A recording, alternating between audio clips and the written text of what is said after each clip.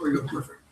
So I just thought it was really cool to be able to make a noise, and by making the noise, it says silence. I just thought that was particularly transcendental. That's not good. Okay. Enough of that funny business.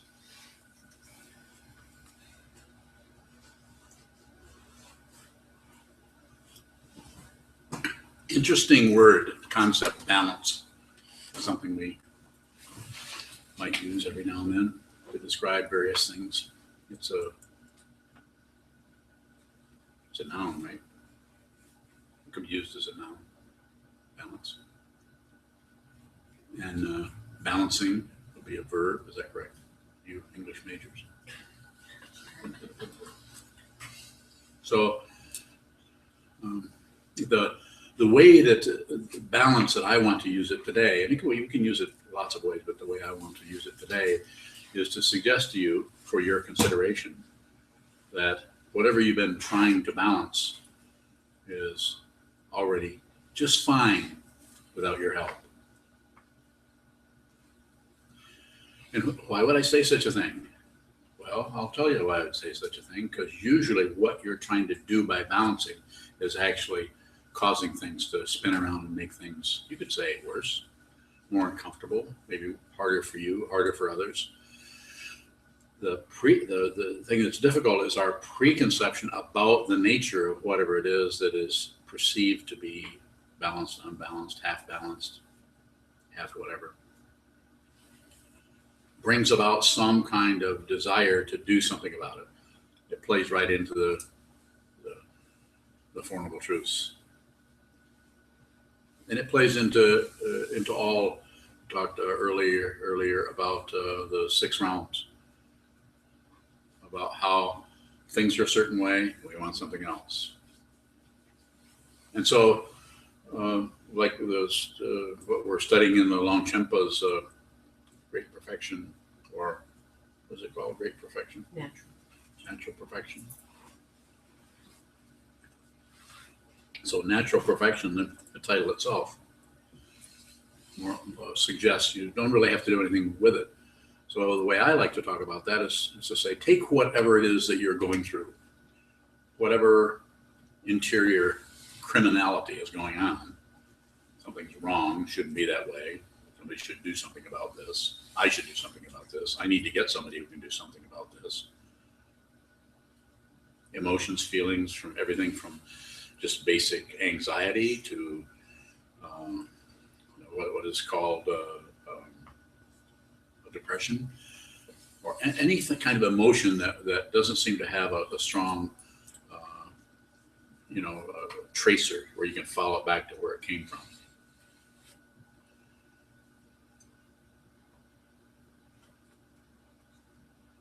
What we're at the mercy of by even having this awareness, this consciousness appear as a living being, what we're at the mercy of is the tendency to want to identify with this physical form as a person. We've been conditioned, a little tiny baby, and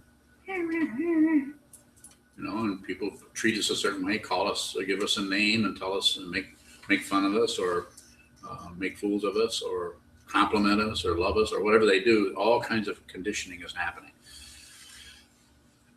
We've entered this world of conditioned existence, this world of the 8 worldly dharmas, and the whole psychology that goes with it of gain and loss and success and failure and good and bad. And we buy it.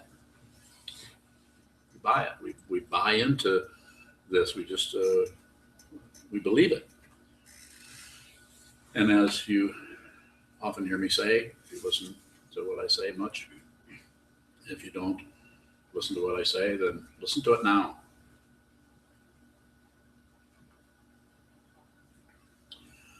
There's nothing to fix. I'm not saying that there isn't something to fix. Of course, there's always something to fix. That's broke, fix that. No, that's broke, fix that. No, that's broke, fix that. If you're pretty good at that, you make a lot of money. You get famous because you look like you're doing important, fixable things. But then there are other people, most of us, who try to fix something and and somebody comes up and hits us on the head with a brick, just out of nowhere. That's unfair. I was just trying to fix my motor scooter and somebody hit me with a brick. I know, not a very creative story. But what I'm saying is those kind of causes and conditions are arising out of beginningless time and look like it's an amazing illusion because it looks so much like an actual situation is occurring. We're constantly reifying, reinforcing, and believing in our very life, walking around, doing things, picking up silverware, eating food. And it's not that there isn't something going on there, but it is unreal. And in what way is it unreal? It is unreal in that it does not last. It is completely without a self. And if you're around it, there's a sense of, and you're involved in that, there's a sense of suffering or a sense of not quite fulfilling something. Even anything. It's like with the what kind of cake was that we had? Lemon bars. Okay, so you've got lemon bars, which are really delicious. Anybody disagree? Okay. We're not going to do that with Ann here anyway. So where's the suffering there? I'll tell you where it's at. I can only have one of them. And that sucks. So you have pleasure, pain, or just everything is always hooked up that way, wherever you go. That's a very simple form. And it's, of course, a little humorous, but there are ways in which that works that are just excruciating for people. We're all fairly lucky. It's called, in the Buddhist tradition, it's called free and well favored. We're free to come to this particular, simply put, we're free to come to this meeting. We're free to listen to this Dharma talk. And we're well favored in that we would even want to come and have a mind that is open enough to say, I wonder what that guy's going to say. Because that's kind of what happens when you come here. If I don't know what I'm going to say, you certainly don't. And so there's a sense of openness that I'm trying to encourage people to live. You don't have to be a Buddhist. I think it helps, as I say many times, because it's glue. But I'm encouraging you to be genuine. Stop trying to balance everything. You see how good I am at not balancing anything?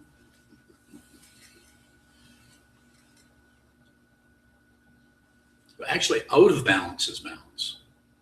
In balance is balance. It's called the teaching is down through the centuries, even before Buddhism, non-dual, advaita, non-duality, not two, never has been two, not one. Can't go either direction. You're totally trapped by the ultimate nature of things and totally freed by the realization of that ultimate nature. If you realize ultimate nature, there's not a cage, there's not a bar, there's not a wall anywhere. This doesn't mean that somebody doesn't come up and lock you up, but who you actually are can never be locked up.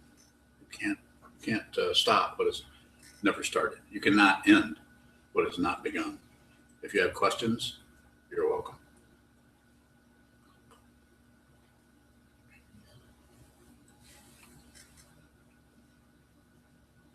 So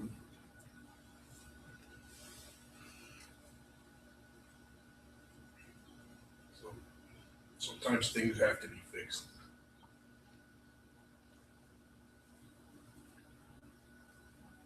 If we're to approach that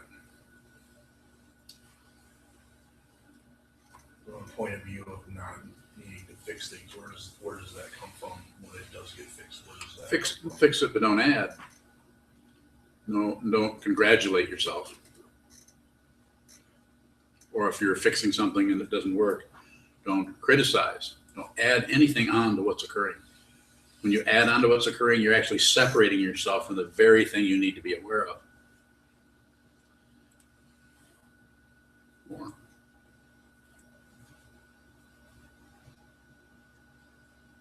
Did you answer my question?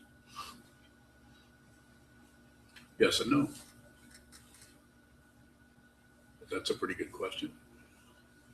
Did I answer his question? Yes or no? I responded to it, but did I actually answer it with the kind of answer he wanted.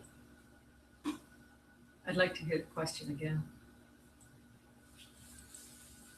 So obviously things break and they've got to be fixed. And if we're to approach that situation from the point of view of not trying to fix things, where does the fixing things come from? You know, I think I understand what you're saying, and I think it's just a very simple situation of just taking care of that.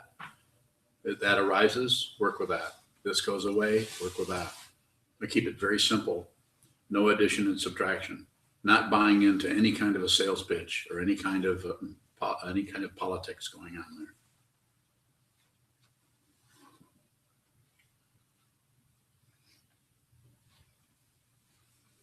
Another way of saying this is don't fix what you don't understand. Because if you take something that you think is broken, first you should probably look at it for a while and see if it's actually broken or if you just misunderstood how it's supposed to work. Because if you start working on something and fixing something and addressing something by covering it up with medication, by fluffing it up with a lot of descriptions or concepts or pointers, you might be missing the very thing you're supposed to look at and realize. Is that better? Not really. What kind of answer would you like? And I'll give you one. I don't know. It's probably not going to get better. What? It's not. Huh? That's terrible news. Maybe.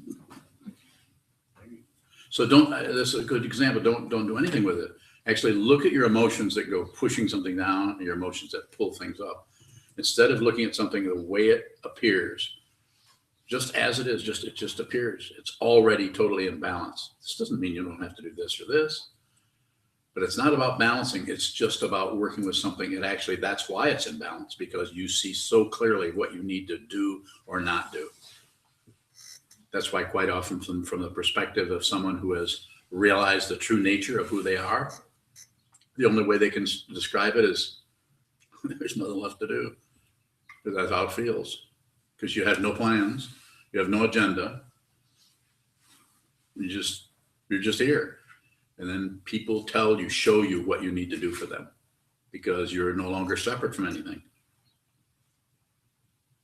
So it's maybe something you need fixing. You fix, chop wood, carry water is the traditional way that the Zen teachers of ancient times would say. And what did they mean? They meant before enlightenment, chop wood, carry water. After enlightenment, chop wood, carry water. Not two. That not two goes all the way to the center of the earth and all the way to the center of any galaxy you point to. I have a feeling you're understanding me. Is that true? I don't know. Good. Questions? On a very global scale, is the world balanced? Yeah. So what about the wars, the environmental situation, all the distress that's in front of us? What is that? It's distress that's in front of us. There really isn't anything extra to do with it. There's nothing you can do that's extra with it. You're not separate from that situation. So it's of course, what does it do? It magnetizes us into blame or praise. They're doing very good, but they're not doing so good. You know, there's some kind of alternation, picking and choosing.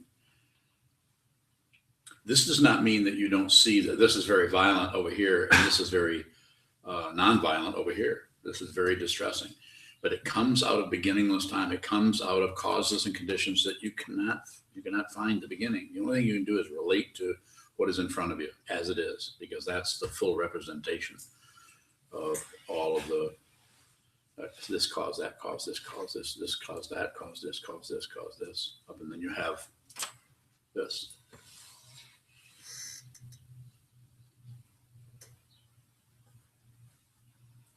What is the function of negotiation if things are already balanced?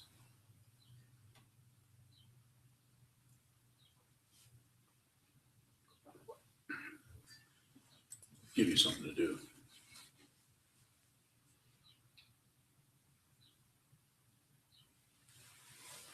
When I say that, sure, that's not really responding to your question, but in another sense it is, because you're engaging, you're dancing with the situation. But negotiating, you're looking at the situation as it is. You see that there's one area here that this could be moved a little bit, but you're not doing it out of aggression.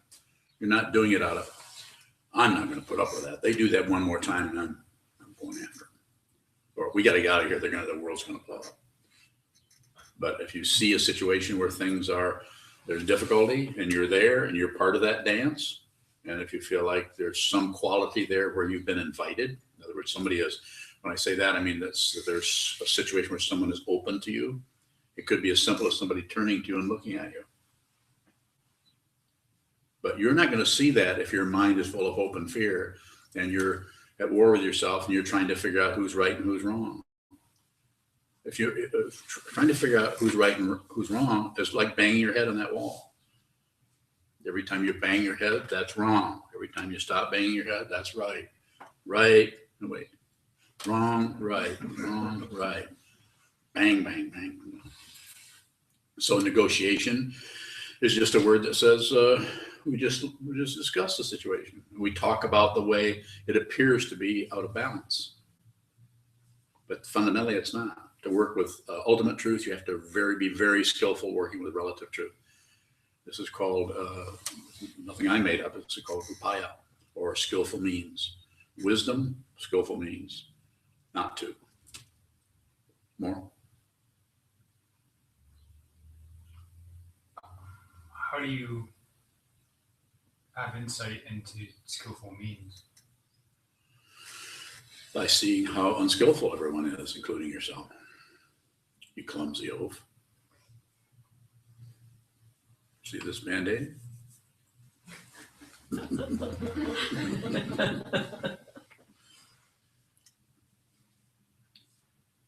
Seriously, that's, not that I'm ever not serious. I had to check and see if I was serious or not. Working with something where it's at, like not to go into your personal life, but in your relationship dynamics, you have to negotiate. And you can't negotiate out of frustration, anger, or irritation, or feeling like somebody's not right, or you're getting a raw deal or something. We all know about this. Pick anybody that you're in a relationship with and you think, you have to work with people where they're at. This means you may have to go to hell with them. This is what the whole image of Kashidagarbha, or the Bodhisattva who goes down into hell to save all beings. This is not a myth. This is something you will have to do. You continue on this path. You will have to go into the hell realm. If someone is in hell, you have to save them. How do you save them? Don't abandon them. You abandon them by blaming. You abandon them by praising. Do nothing, but don't leave. Very hard to be in that kind of an intense emotional dynamic and not pick up a weapon. We've been doing it for centuries. All of us have. We're the product of a whole lot of difficult situations where people don't want to negotiate, just want to have their way, take it out on others. Yes, sir. What is it that is being balanced, or when you talk about balance, what is balanced? Everything. Is it balanced in the sense that of this opposed to that? No, that would be balancing. So could you say again what you mean by balance? It's a relative way of saying something that is. It's a relative way of expressing something that appears like two different things. And so through our perception, we're in the midst of the difficulty. We're having, our emotions are being tugged this way or that way, and we're feeling this and we're wanting to blame, but we know I can't do that. I have to be responsible for my own feelings. We all do this on some level, we're always like, I shouldn't do that. I've got to stop doing that. We're just constantly doing this. But what I'm talking about here is bring the mind right into silence. Bring the body right into stillness. Hold still. Look at the mind, or what we think is the mind, or what we're calling the mind, and watch what it's doing. It's completely objecting, agreeing, and ignoring to everything. It likes some things, it doesn't like other things, and it shuts down on other things, all based on passion, aggression, and ignorance. But your Buddha nature doesn't do any of that. It's all hidden by all those clouds, pushing and pulling. More.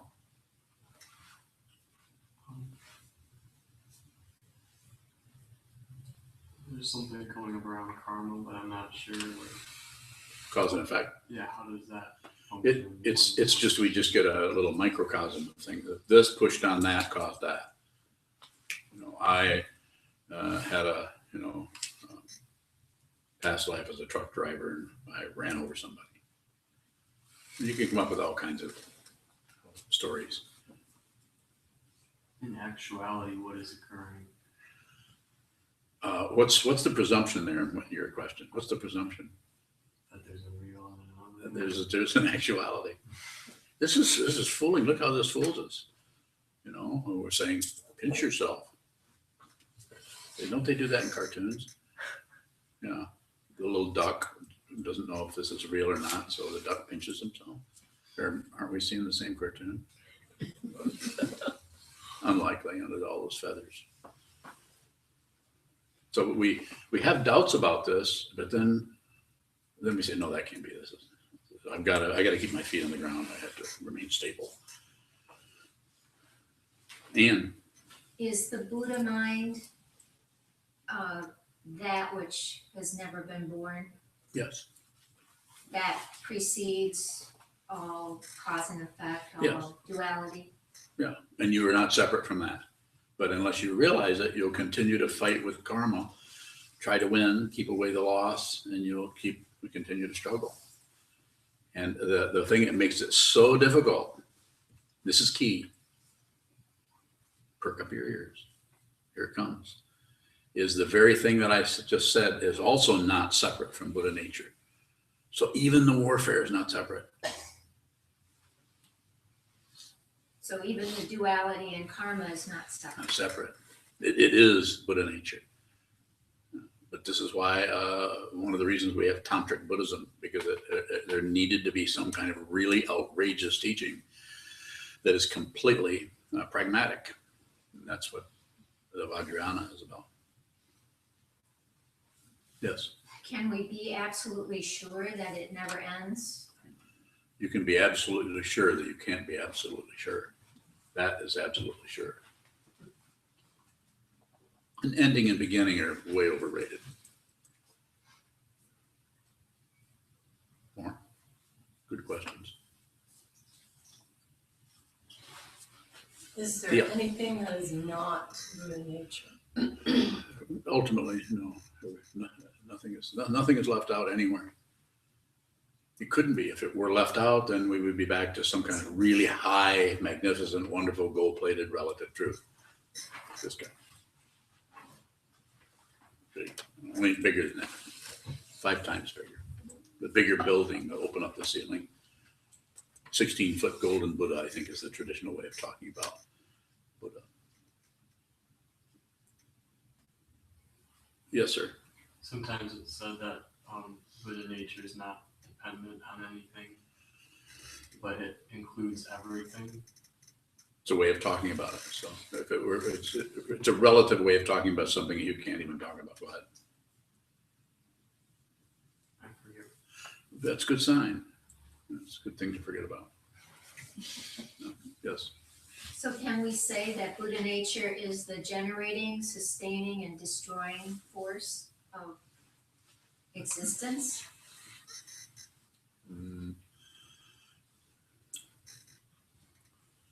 Paraphrase your question. I'm following you, but bring that down to a simple question so that I don't have to talk about the nature of electricity.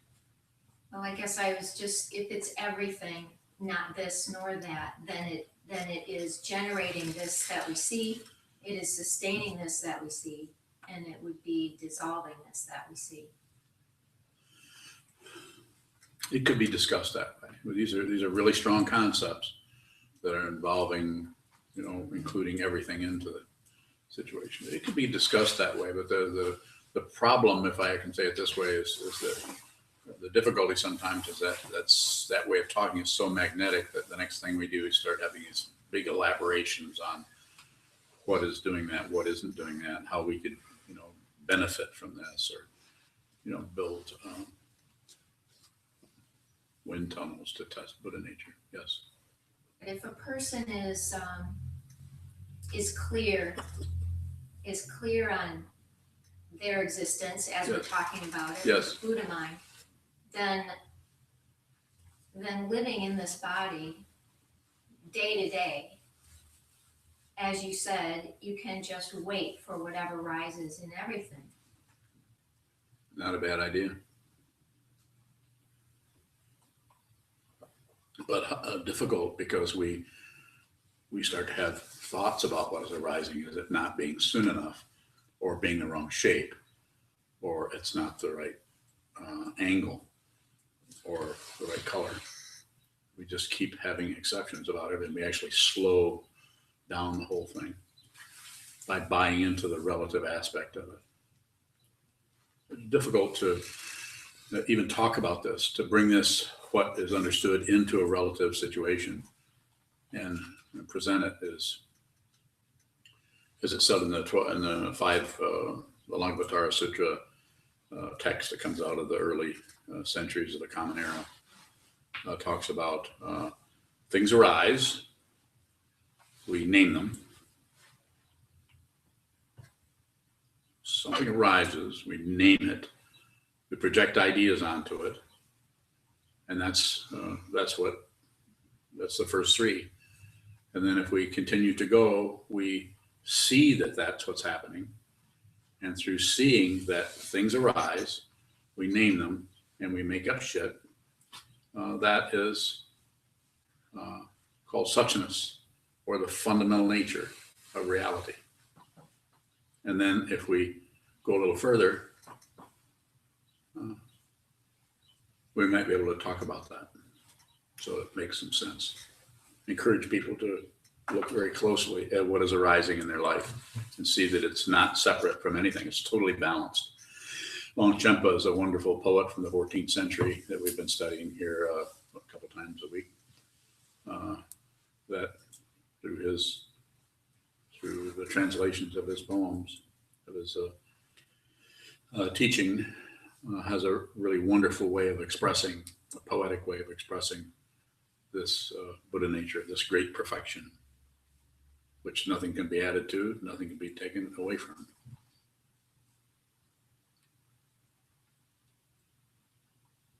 Yes, sir. Where is the balance in karma? Okay, so let's talk about karma as a relative situation. It's because we are being born as a living being, who is actually in this apparent space and time. You're seeing things come up and things go down. Things come up again and go down, and we get to believe that. We get locked into that. Like I said, when we're a little tiny baby, we're conditioned. We're given a name. We're told, this is your brother. This is your sister. Stop hitting your brother. Don't pull the cat's tail. Stuff like that. And we slowly get acclimated, or not. Sometimes some children are extremely difficult, because right away they want to rule, and they don't get to when they're 4, 5. So things are out of whack in some way. You could say out of balance, or seem to appear to be that way. But if we see the big picture, we can see that very thing is just balancing. One lifetime you're the victim, the next time you're the murderer, then you're the victim, unless you break that cycle. How do you break the cycle? Awareness. Any way you can access awareness, do it. Anyway, and the best way, my sales pitch, is hold still and watch what happens. Yes. How do you know if a cycle is broken?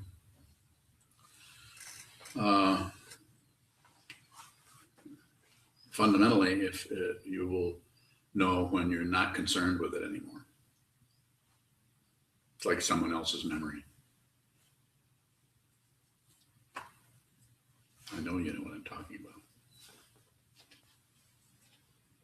If you still think there's something happening there, then there's still something happening there. If you still think you actually had a lifetime back there, there's just more soap opera going on. Yes, sir. So if you have memories, you will see them all as someone else's memory. You might. Since there isn't anyone else, then I have to invent somebody.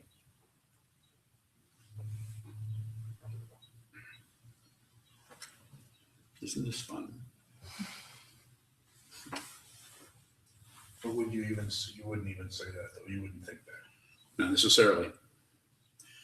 The interesting thing about it, I think it's interesting, is you really can't find a foothold in any of it. There are a lot of people that may try wherever, whatever discipline anybody's working in, they're trying to lock down on something and make something the actual thing. But even in Buddhism, you can't do that.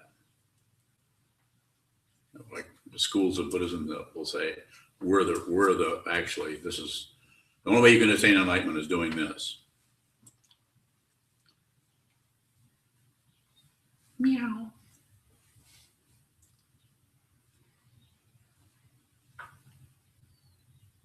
Why did I say meow? Oh, go ahead. In a more immediate sense, karma happens in our lifetime. I mean, don't we have different patterns that we seem to live out? You know, someone is passive, someone is aggressive, and that's like their fundamental energy. That's what's happening. Yes, that is driven by some karmic. It is. And then how do you know when you're settled with that you're not creating it? As far as you can. I mean, we're very complicated. We've been going on for centuries and centuries and centuries. So we're not going to be able to do this just overnight, as the saying goes. It takes some time. It takes some effort. One on the verge of attaining Buddhahood looked at the tree for 10 eons. That's from the Sokuzan, or the sutra that you chanted this morning. On the verge of attaining awakening. This is someone who is starting to see the nature of reality through their own peepers. And it's astonishing to begin to see that. And when you do see that, you begin to realize that you're going to have to really continue to look very closely at what that is, or it will turn into concepts and it'll take off, and you'll be writing books on your wonderful experience 3 years ago. If you have an experience to write about that you call awakening or enlightenment, I'd like to say in the politest terms possible, you're full of shit. Not that you didn't have experience, not that it wasn't really amazing, but shut up. Don't take the very thing that arises and market it somehow don't tell anybody about it. Keep it to yourself. Like a fool, like an idiot, as it says in Sokuzan. This Tozan Rokai of the 9th century was pretty good at coming up with ways to teach this in several different images, like the wooden man begins to sing, the stone woman gets up dancing. Totally impossible things. So you would have to, what you're talking about there, you're just describing the way relative truth works, and it's, what are you going to do? You have people going to war and killing each other. But it's such a big picture. It's necessary to actually transcend this little tiny physical existence we have here in order to see that it's a really, really large picture without any individuals in it, any solid individual entities. More. The Buddha just reached that point where he didn't create any more karma, correct? That's what I've been told, yeah. I don't know the guy.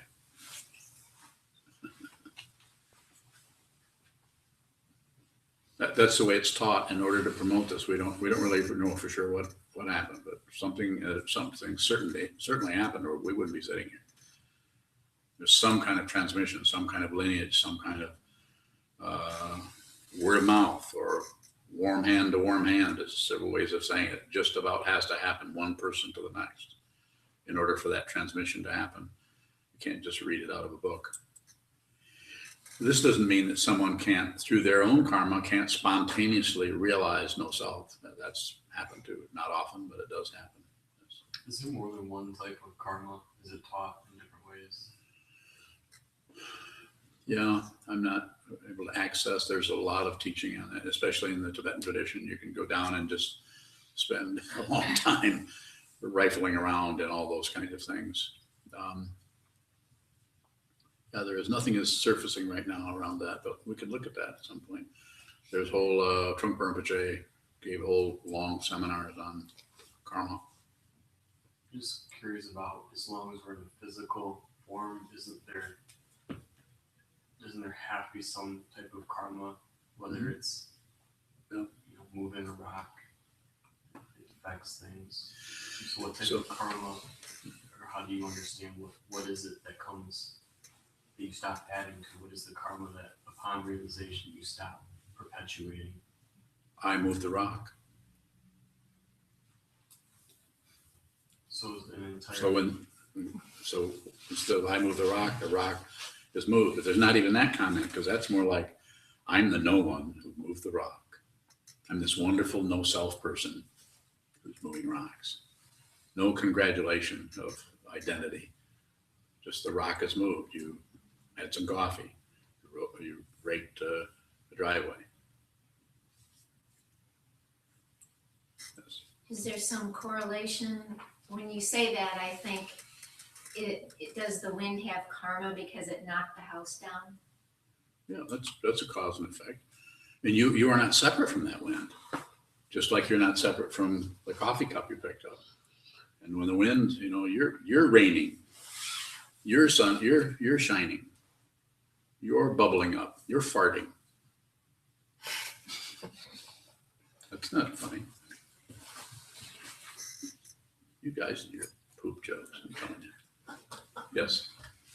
Do we individually have karma? Is karma ever personal? Well, I think it certainly appears very personal, and sometimes that's the only way we can work with it. If somebody's all knotted up in that and they're having difficulty, then that we have to work with as Buddhists, as meditators, as if you're functioning as a teacher of this, then you have to meet that person where they're at. You can't. If a person is in a steel box with a little peephole like that, you can't just say, "Come out of there." Come out of there. You don't have to be there. You have to set up a dialogue, monologue, whatever log you want to do, something to communicate, to find out how this was constructed. Are they creating this themselves? When I say that, do they have a self kind of protection thing going on where they're trying to do that? I'm just using that as an example. Sometimes we know people that are so locked up that it's like, I even say this, I'm probably not going to be able to help this person. They're just all they want to do is describe their box. Can't hardly get them to discuss anything. They're sometimes called victims. They're so much in the victim mode that they won't come out. That's a kind of karma that is really difficult. And no one's condemned forever. So there might be someone who is on their wavelength, or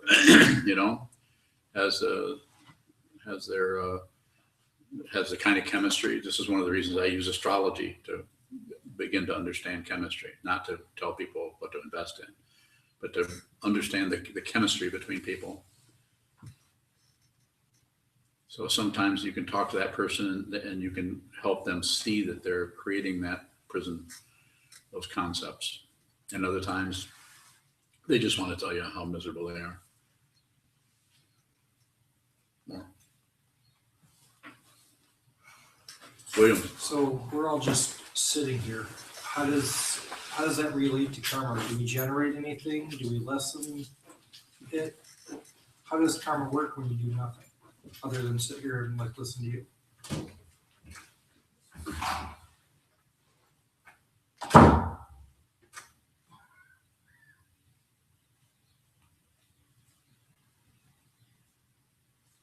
You understand?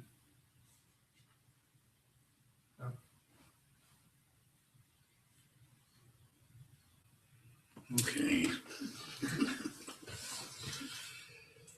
You do something and you don't, nothing happens. Make no response. We talked a little bit about that this morning, you know. Something happens, less is better. Snip. No comment. This doesn't mean that you aren't dealing with some kind of a roiling around of emotions, but don't go out to the world with your case. Look what you've done, what you've said, what you are, who you are, what you've done, what you've said, how you've gotten my way, and look.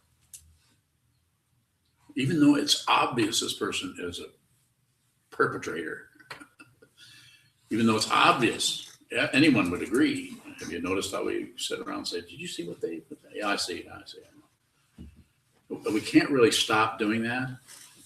Quite often we can't, but we can at least bring more and more awareness to it until it starts that little engine of the mind, that seventh consciousness, that I love me, I worship me, there's only me, and everything I think is important. That has to be seen through at some point. And when it is, then different kinds of energy can arise without a self. Not saying that there's not, you know, you're not going to have a sense like, I know I'm here and I have arms and legs and I can walk. You have that. So there's a very simple kind of body-mind dynamic that's going on. But what's happening in the mind, or what we call the mind? Keeps moving. Huh? Just keeps going. Yeah. Good response. So don't join it, don't reject it, and don't look away or ignore it. Those are the keys right there to the. If you join it, passion. If you reject it, aggression. Or if you shut down or distract yourself and look at something else, or just occupy yourself with, you know, mice. Don't do anything. And don't look away. And then, and there's no guarantee, but then that's the way in which you'll begin to understand balance. And Can looking away be considered abandoning? it could be. It's So- because we just don't want to deal with it anymore. Yeah. To go back to the perpetrator in our lives, or the person who's in the little box that just wants to describe their box that you had talked about earlier. Anyway, it's a difficult situation. Yeah. Do you hold space for that person? Just What do you mean by that? stay aware of, not reject them, but then just be what you can be with that person? I wouldn't And get. Go ahead. If it gets to be life-threatening, then you will know what to do. Yeah, that went a little bit different direction than I thought you were Thanks. going. Yeah. So I would stay out of the philosophical area as much as you can. Don't use any kind of protocol for how to work with that. Rather, stay in your senses. Stay there. Have a willingness to be frightened. Yeah, willingness to be unsure on who you are. And this is, I'm not the first one to say this, and it won't be the last. But who you are, it's impossible to really threaten who you are. Because that feels like imbalance What does? when I'm threatened. Yeah. Yeah. And so that's when we start acting in a hope and fear mode. Hope that things get better, and fear that they're going to get more difficult, and then we want to go out and buy guns, protect ourselves. I know I think about that, so that's how I know about this. I do the very thing that I'm talking to you about. I haven't bought a gun yet, but I might.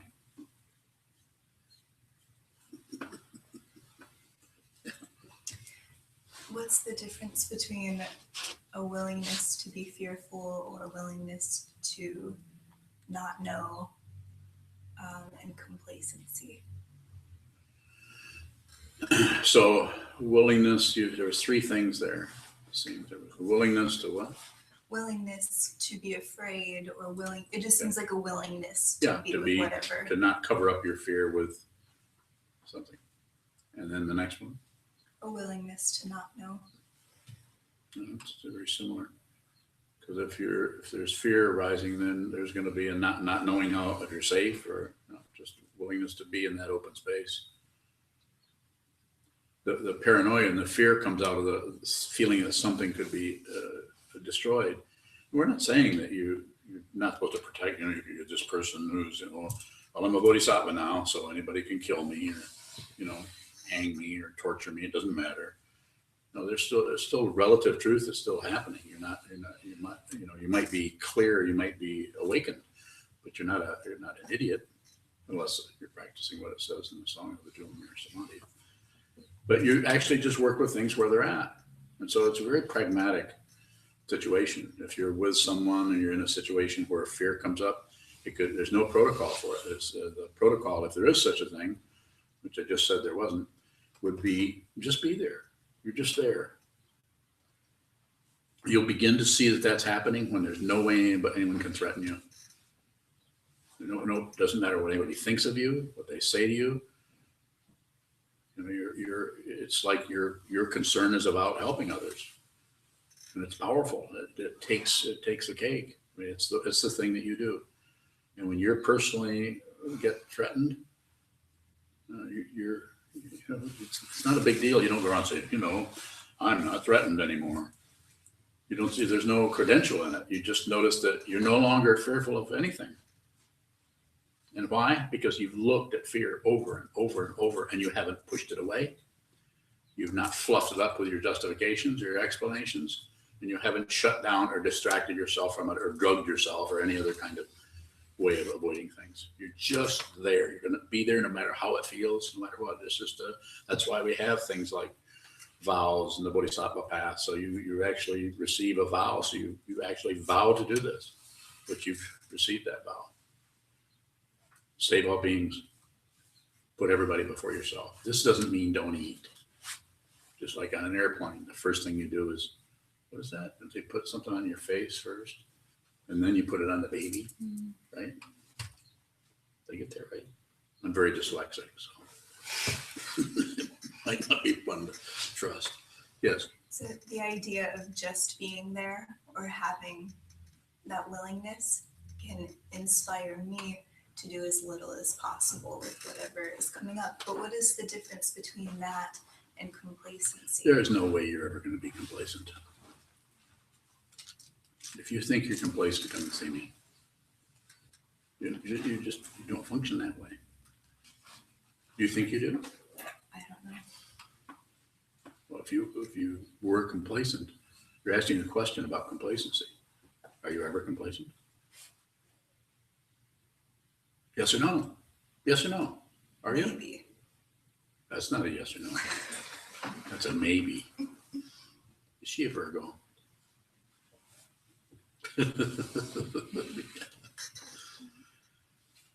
Yes or no? No. What did I tell you? And it's something we all get caught up in that, judging ourselves. Am I being too this? Am I being too that? It's a trap. I mean, it's a trap of going down into some kind of a rat hole of trying to figure things out. You don't have to do that. You can actually be present and not know anything. Your presence is so powerful. Yours, anyone in here, your presence, just being present, just being with whatever's arising, not accepting it, not rejecting it, not looking away. You know this really deep. You already know it. I'm just from here to remind you. You already know it, yes. Running away from danger is still being present, isn't it? Of course. Yeah, if a giant bear, two giant bears, one coming this way, the other coming that way, go up a tree, a big tree. You have to measure the tree first, because if it's too small, they'll shake you out of it, and if it's too big, they'll climb it. I was told that once by a great teacher. Did that answer your question? Thank you. Yes, it's not trying to be impractical where we're at the mercy of everything. Even though the Bodhisattva, some of the teachings of the Bodhisattva path say that the Bodhisattva, I can't remember his name. Does anybody remember the Bodhisattva? Is in the Jataka Tales where the Bodhisattva, is that where it's at? Where the Bodhisattva sees this hungry tiger with cubs and says, I'll just feed myself to the tiger because the tiger's hungry. Does anybody remember that one? Did I just dream that up? So, and of course, it's a teaching device to help you see that you really might have to really put yourself on the line in order to help others. But also at the same time, there's not some kind of injunction that you have to feed tigers or bears. Maggie? Fear for me and anxiety arise in my body. Yes. Being with fear then would be with those sensations in my body. Yeah, that's, yeah, to not do anything. And does this happen on the cushion and off the cushion both? Yeah. And so when you're on the cushion, of course, you're in a position where you're pretty much able to work with that pretty directly. The issue or the problem seems to arise when we get off or start interacting with others. And we have all of those relationship dynamics that are happening constantly. And then when fear starts to rise in that area, it's very difficult to remember to just stay in your senses. Just stay, because we tend to suck up into our mind and get, and start telling ourselves, horror stories or ghost stories or something. And that's very easy to do if before the story even arises, the feeling of being terrified is already there. We already have this feeling of being terrified. You don't know why am I feeling that way? We immediately want to go to some kind of a word, don't we? Depression, anxiety. What's a few other words along that line? Anxiety is another one. Panic, people with panic attacks. I've had a few of those in the past. And that's just horrible to have that because you absolutely don't know. It's like there's nothing you can do. Nothing you can do. But as a meditator, what you can do is stop trying to push or pull or escape or just feel that as deeply as you can.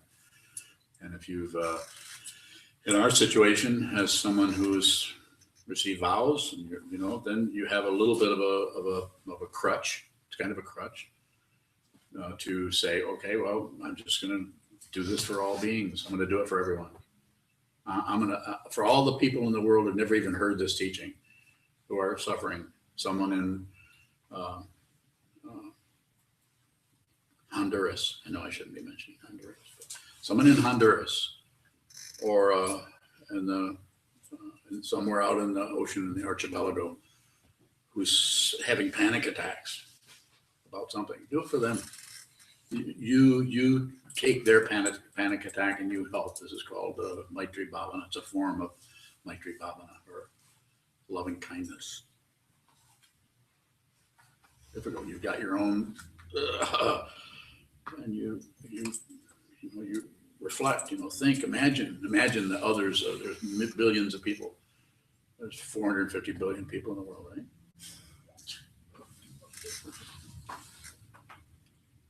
Nobody gonna correct me today. So imagine the people that are suffering and extend that out. Imagine them. Imagine them. You're going to help them as you accept your situation. Help them with theirs.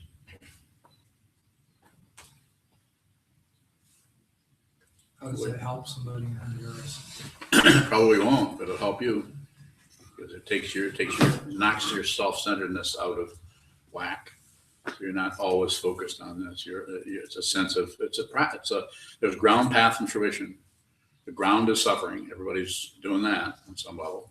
The ones that aren't denying it or looking away. Everybody's suffering. And so that's the ground. And the path is meditation.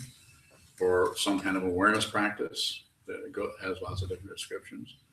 And the fruition is realization, the Buddhahood. And so what we're talking about here is the path part of it, how to actually practice that, how to actually be on that path. Part of the path is sitting, part of the path is studying, part of the path is, what are those things that you make? iPods? Podcasts? Podcasts, yeah. That's part of the path. I don't know how to do that, so you help me do that, help us do that. Everybody's doing something. So that's something that if you're having, terror sweats or something like that, where something is, and you don't know what to do and you're afraid it's never going to end and it's going to keep coming, then change your attitude towards it. And if you can, and just stop resisting it or fighting it and let it be what it is and do it on behalf of all beings. Think of all the other people that are probably going through that also. They're not separate. Sir.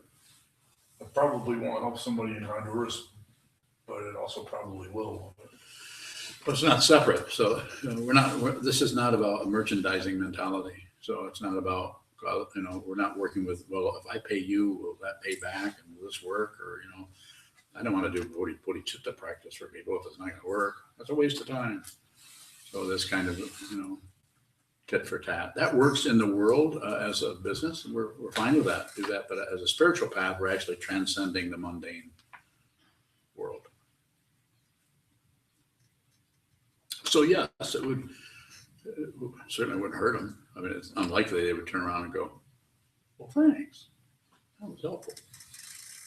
More. If everything is created by mind, are we kind of creating help for someone in Honduras by thinking that? Probably.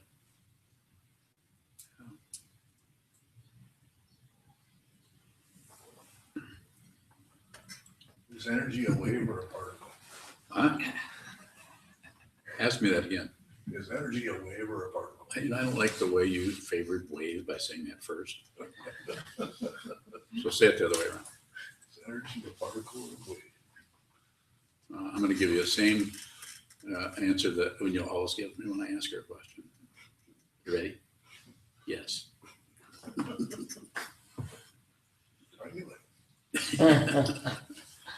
You could go back to the first century, Nagarjuna, and what would Nagarjuna say? Not this, not that, not neither, not both. In other words, you're not going to find out. But isn't it interesting to look at something and see that even though when they look way, way down and minute, getting down to, what is it called, string theory? I mean, things that are smaller than particles, they're starting trying to talk physics, and it starts to show up as, very similar to dependent origination of the Buddha. That you can actually realize this with your mind, and people are understanding this through taking the actual physical world and going down into it and seeing that everything is full of space. The distance between like atoms is like there's all this distance, yet we perceive a solid situation. Amazing. More questions about balance or anything else for that matter? Meditation practice, bodhicitta, karma. Anything else about karma come up?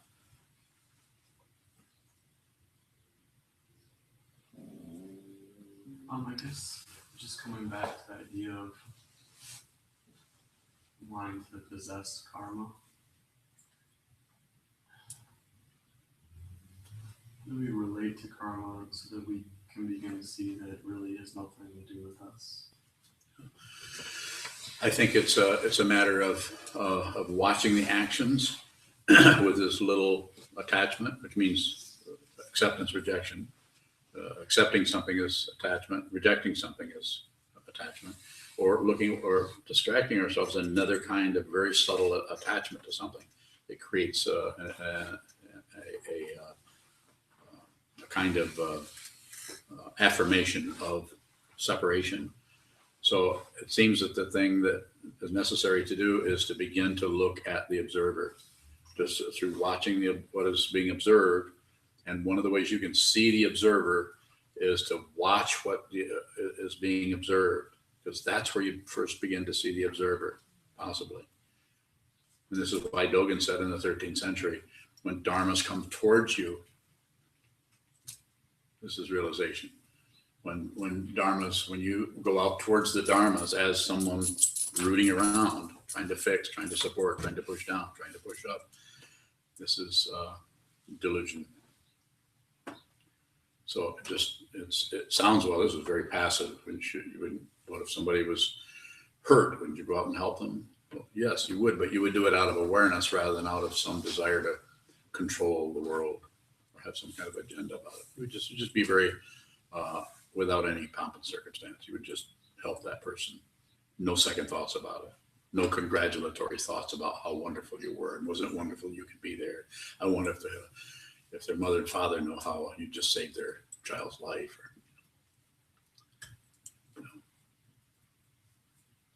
What do we do with those stories when they,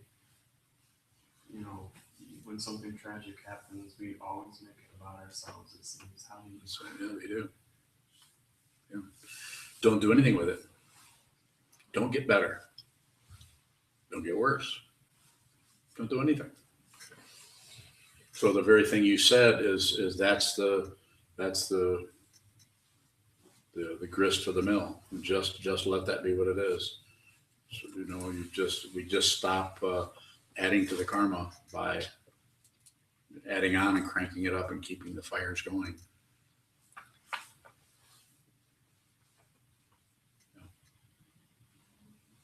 Further questions? Yes, goes on. You say often don't add, don't subtract, don't divide, don't do the math. Yes. Is doing the math or not doing the math a choice? I think it appears that way. It appears like a choice until you see that it's choiceless. And when you see that it's choiceless, that's when you actually do have a choice. When it's choiceless. So it gets very convoluted because it's not two, it's non-dual. Non-duality can't necessarily be grasped by the dualistic thinking process of is and isn't, plus and minus. So choice and choicelessness. So at first we have to begin to see what it is fundamentally. And that means seeing who the seer is. It's like has been said before, when the observer is the observed. And when that's realized, it's not a big shock. And it's not something that if it's realized, it necessarily goes away or fades. In fact, it's quite irritating.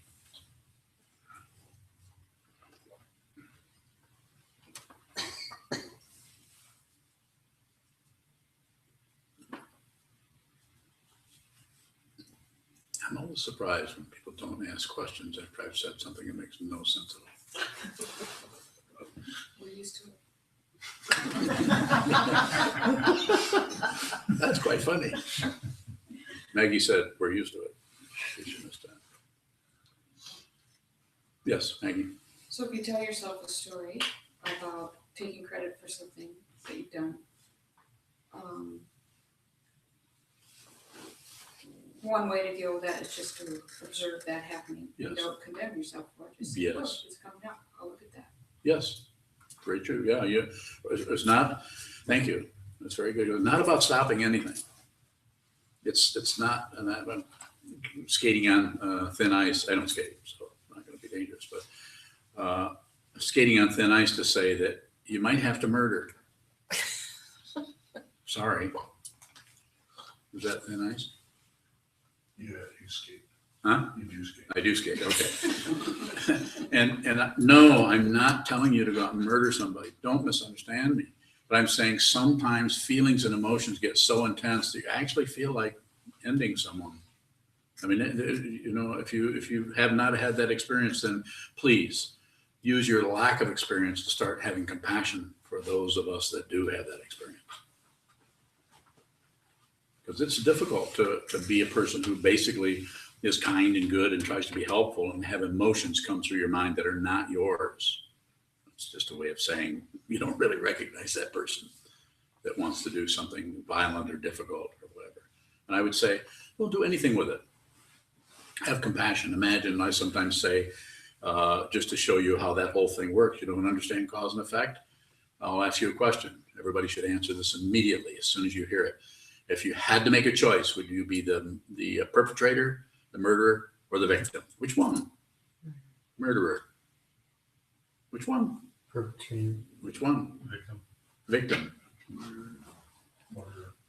Victim. Victim. Victim. Victim. Murderer. I don't know. Oh, come on, pick one. That's hard.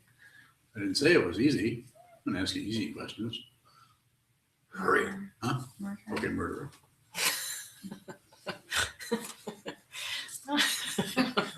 Go for it. Nagarjuna.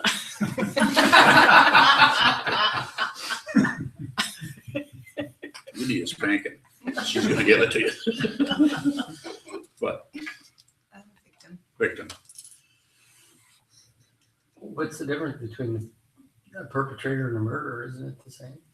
No, perpetrator and a victim. I just said the perpetrator or murderer, the victim. Oh, Just not okay. saying. I'm saying, you know, the person who kills, and the person who gets killed. Eh. You know, if you have to be one of those things, it's just interesting that people have different ways of. It just shows you that it's balanced. It's balanced. It doesn't mean it's easy or good. It's just saying the world is balancing itself constantly, and we don't like that kind of balance because it's difficult. But that's part of being a living being. That's why the Buddha said, "Life is suffering," and he didn't say part of the time. And it's not nihilism. It is the truth. Everything is discontent. 4 marks of existence: impermanence, suffering, egolessness, and peace. Yes. How come the mind tries to justify one or the other? Ego. Trying to be a self who is someone. Nobody asked me what I'd like to be. Which would you be? Neither one. Pick one. I have to pick one. Okay, I'll be the murderer. No. The victim. No. The murderer. No. No, I probably would be a murderer, and that would allow me to stay in control for this lifetime. But the idea with that is that look how out of balance. I mean, you would think everyone would want to be one or the other. Whatever you said, you would think everyone would probably want to be what you said. But then when you realize that other people say, I mean, you can say, well, I want to be the murderer because I would rather take on the karma of a murderer rather than have somebody else take it on. Or you might say, I'd rather be the victim because I couldn't stand to murder someone. But you just have just described your karma. You described how you fall into that in some way, not condemning you to anything, just saying it's interesting how that shows up as balance in the midst of diversity.